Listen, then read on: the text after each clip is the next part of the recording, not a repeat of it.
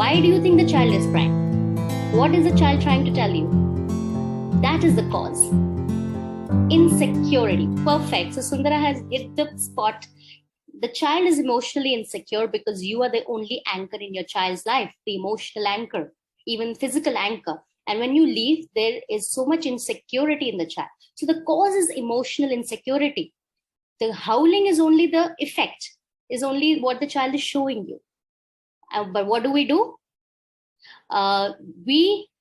So many of our adults also, so many of our elders tell us that go quietly when the child is not looking, just slip by. Don't let the child see you. Just pick the car keys quietly and just go. Or I will distract the child and you go. Right? Are you addressing the cause? You're just addressing the effect.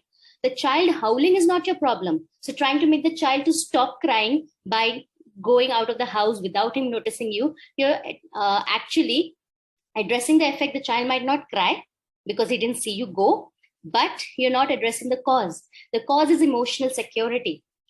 And can you imagine the wrong message the brain gets when you just leave without telling the child? You're actually giving the message to the brain that, okay, the minute I look here and there, my mom can disappear. That adds to emotional insecurity. That does not satisfy the emotional insecurity. So the cause keeps becoming bigger and bigger and bigger. And the effect will also become bigger and bigger. In parenting, the most common mistake that we do is we try to address the effect because that's visible. That's what we see, but we don't try to address the cause. And that's why our techniques and tricks and tactics fail. All right. So have all of you understood the difference between addressing the cause and addressing the effect? Right? So with this in mind, now let's get to addressing screen time cause.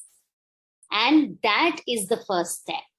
The child watching the screen is just an effect of the message the brain is giving the child that watch the screen, right? The first step is understanding the reason that the child is watching the screen. That is the first step.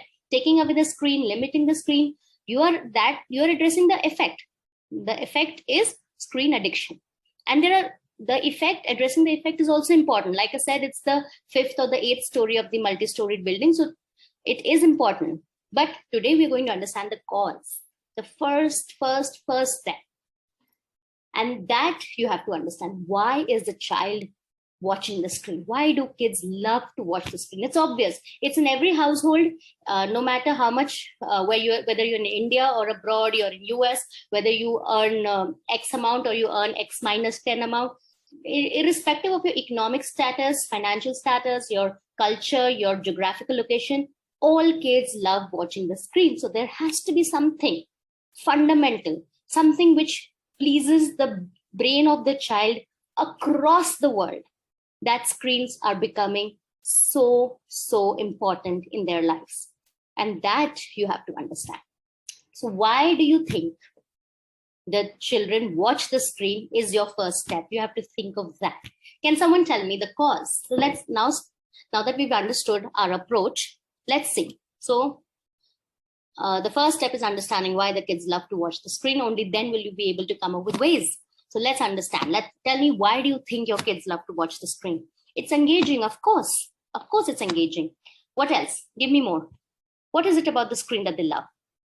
The child is bored, so they need some entertainment. So yeah, it's entertaining, it's engaging. It's because you see parents are saying, no, we do so many other things also, but they don't copy that. We might be eating veggies in front of them all the time, but they will not eat veggies.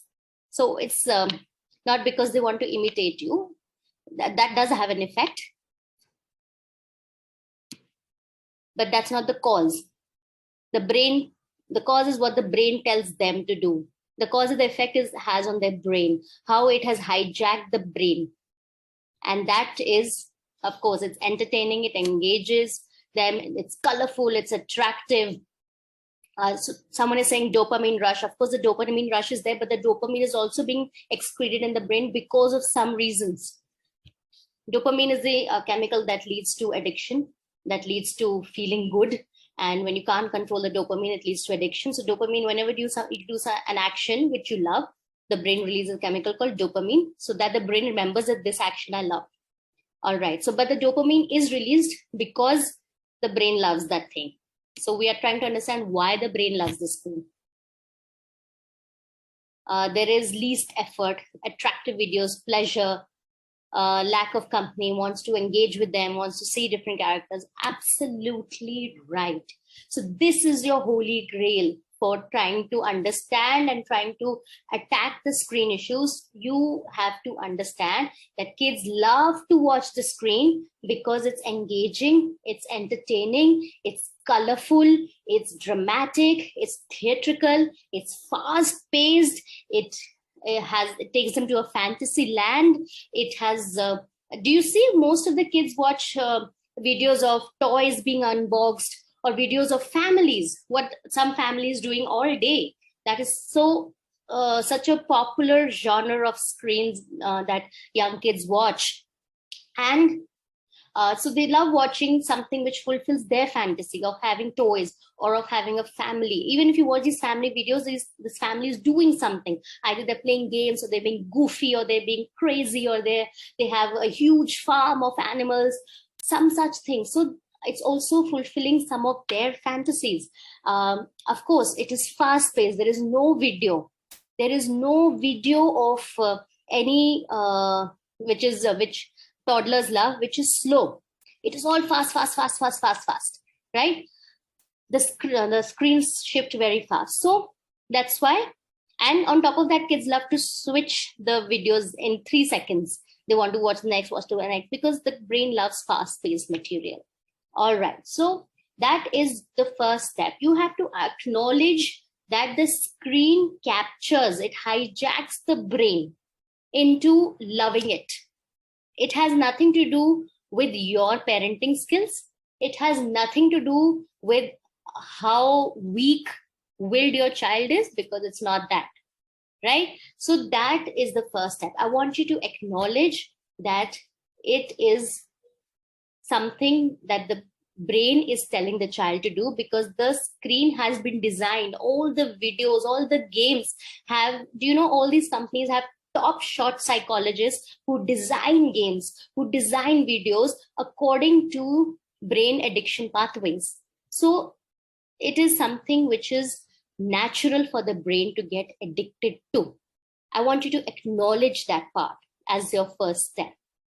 And now, of course, it does not mean you let it be. But if you don't acknowledge it, then the villain starts becoming screen. The villain starts becoming your child after some time. You get angry on the child. And if you don't acknowledge this fact, that is the brain that's getting hijacked, you will not know how to undo that hijacking, right? If you start, again, it's a cause and effect. If you think that it's the child which is the problem, if you think it's the screen which is the problem, you can't do, because screen will become more and more in your child's life.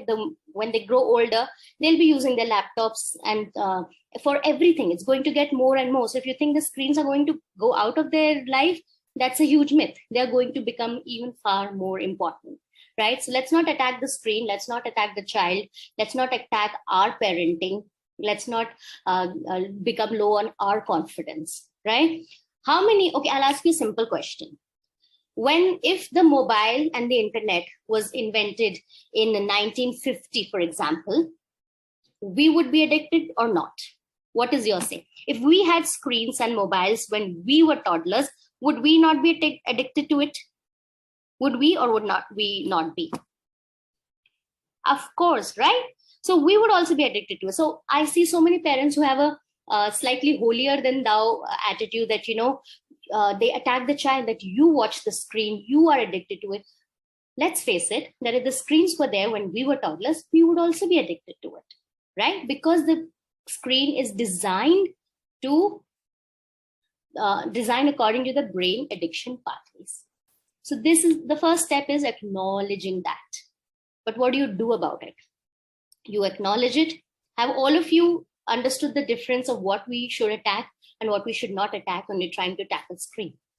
Taking away the screen is a strategy. Of course, it should be one of the strategy. Limiting screen time should be one of the strategy. But it should be based on a fundamental acknowledgement that you're taking up with the screen not to punish the child.